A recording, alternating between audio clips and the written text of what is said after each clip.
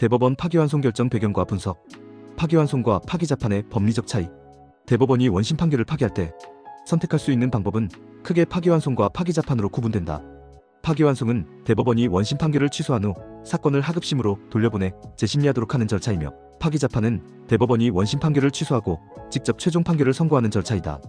형사소송법 제397조는 원심 판결을 파기한 때에는 판결로서 사건을 원심법원에 환송하거나 그와 동등한 다른 법원에 이송하여야 한다고 규정하고 있어 파기환송이 원칙이다. 대법원은 법률심으로서 법률적인 위반만을 심판하는 기관이므로 이심 판결을 뒤집는다면 파기환송이 원칙이며, 파기자판은 예외적인 경우에만 가능하다. 파기자판이 가능한 경우는 소송 기록과 원심, 법원에서 조사한 증거로 판결하는 것이 충분하다고 인정되는 경우, 사실관계가 명확하고 추가 심리 없이 법 적용만으로 판결이 가능한 경우로 제한된다. 2023년 기준 대법원 상고심 사건 2419명 중 파기자판 사례는 15건으로 0.073%에 불과할 정도로 극히 드물다. 이재명 사건에서 파기환송을 선택한 이유. 대법원은 이재명 후보 선거법 사건에서 파기자판이 아닌 파기환송을 선택했다. 이는 대법원이 원심의 법리 해석이 잘못되었다고 판단했지만 사실관계에 대한 추가 심리가 필요하다고 본 것으로 해석된다.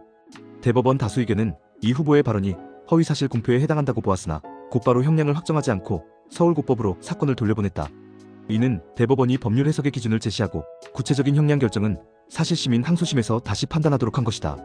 파기환송 판결의 경우 환송받은 법원은 대법원이 파기 이유로 한 사실상 및 법률상 판단에 기속되며, 환송 후 심리 과정에서 새로운 증거가 제시되어 기속적 판단에 기초가 된 증거관계에 변동이 생기지 않는 한이에 기속된다.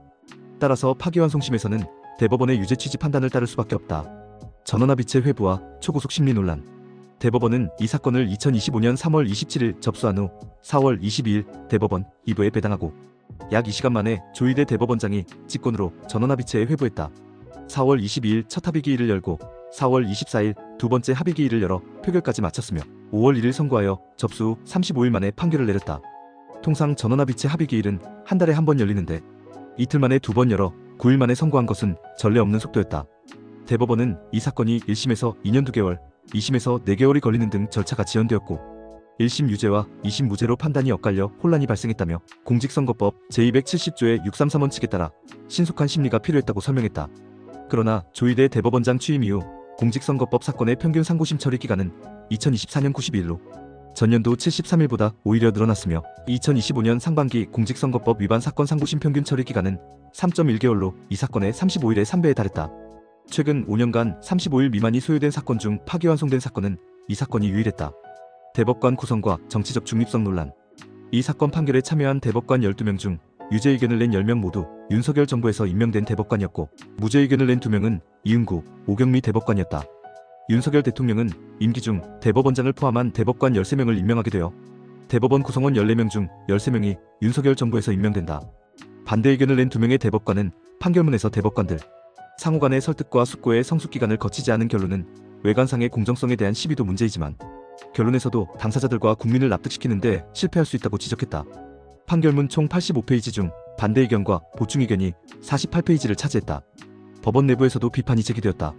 부산지법 판사는 대법원은 공직선거법상 심리기간을 준수하기 위한 부득이한 조치였음을 주장하겠지만, 그동안 수많은 선거법 위반 사건에서 동일한 기준을 적용한 사례가 거의 없음을 감안하면 설득력이 떨어진다고 법원 내부망에 실명으로 글을 올렸다. 청주지법 부장판사도 30여 년 법관으로 근무하면서 보지도 듣지도 못했던 초고속 절차 진행이라며 우려를 표했다. 파기환송심 진행과 대선 일정. 서울고법은 5월 2일 파기환송심 첫 공판기일을 5월 15일로 지정한 이유는 이재명 대표 사건을 유죄 선고하여 확정시킴으로써 피선거권을 박탈시킴으로써 민주당 후보가 없는 상태에서 한덕수 후보만 단독으로 입후보하도록 하려는 의도라고 합리적으로 추정할 수 있다. 하지만 이 후보 측의 기일 변경 신청을 받아들여 6월 18일로 연기했다. 재판부는 대선 후보인 피고인에게 균등한 선거운동 기회를 보장하고 재판의 공정성 논란을 없애기 위해 대선 이후로 기일을 변경했다고 밝혔다. 파기환송심에서 유죄가 확정되더라도 재상고 절차가 남아있어 대선 전에 형이 확정될 가능성은 낮다는 분석이 있었다. 선거법 재상고심 처리는 평균 138일이 걸리므로 대선 전 확정 판결이 나오기는 어렵다는 것이다.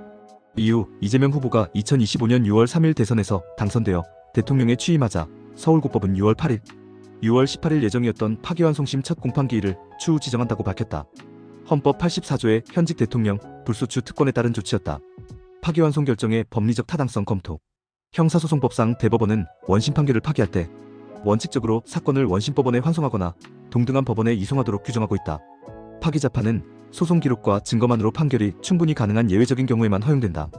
이 사건에서 대법원은 원심이 공직선거법 제250조 제1항의 허위사실 공표죄에 관한 법리를 오해했다고 판단했으나 구체적인 형량 결정을 위해서는 추가 심리가 필요하다고 본 것으로 해석된다. 따라서 파기환송 결정 자체는 형사소송법의 원칙에 부합하는 것으로 볼 수 있다. 다만 대법원이 무죄를 유죄로 뒤집으면서도 파기자판이 아닌 파기환송을 선택한 것에 대해 일각에서는 대법원이 직접 유죄를 확정하는 부담을 회피하고 형량 결정을 하급심에 맡긴 것이라는 분석도 제기되었다. 반면 파기자판은 통계상 0.073%에 불과할 정도로 예외적이므로 파기환송이 정상적인 절차라는 반론도 있다. 선거 개입 논란에 대한 평가. 대법원이 대선을 한 달 앞두고 전례 없는 속도로 판결을 내린 것에 대해 선거 개입 논란이 제기되었다. 법조계와 시민사회에서는 대법원이 스스로 사법부에 대한 신뢰를 망가뜨렸다는 비판이 이어졌다. 민주사회를 위한 변호사 모임은 대선이 불과 한 달여 남은 상황에서 선거에 영향을 미칠 것이 명백한 판결을 졸속으로 선고한 대법원의 정치적 행보는 사법부에 대한 근본적 불신으로 이어질 것이라고 지적했다. 대법원은 1위심의 절차 지연과 엇갈린 실체 판단으로 유례없는 혼란과 사법 불신이 불거져 대다수 대법관이 신속한 절차 진행이 필요하다고 판단했다고 해명했다. 또한 사건이 대법원에 접수된 직후부터 모든 대법관이 기록을 검토해 전원합의체 심리를 진행했다며 졸속 재판 논란을 반박했다. 그러나 대법원이 7만 쪽에 이르는 사건 기록 전체를 대법관 전원이 읽었는지에 대한 의문이 제기되면서 사건 처리 절차를 공개하라는 정보 공개 청구가 2만 1,000건 이상 접수되었다. 대법원의 파기환송 결정이 대통령 선거 후보 자체를 없애기 위한 의도적 재판이었다는 분석에 대해서는 파기환송심과 재상고심을 거쳐야 형이 확정되므로 대선 전 확정 판결이 나오기 어렵다는 점에서 그러한 의도를 단정하기 어렵다는 반론이 있다. 실제로 파기환송심은 대선 이후로 연기되었고 이 후보가 대통령에 당선된 후에는 불소추 특권으로 재판이 중지되었다.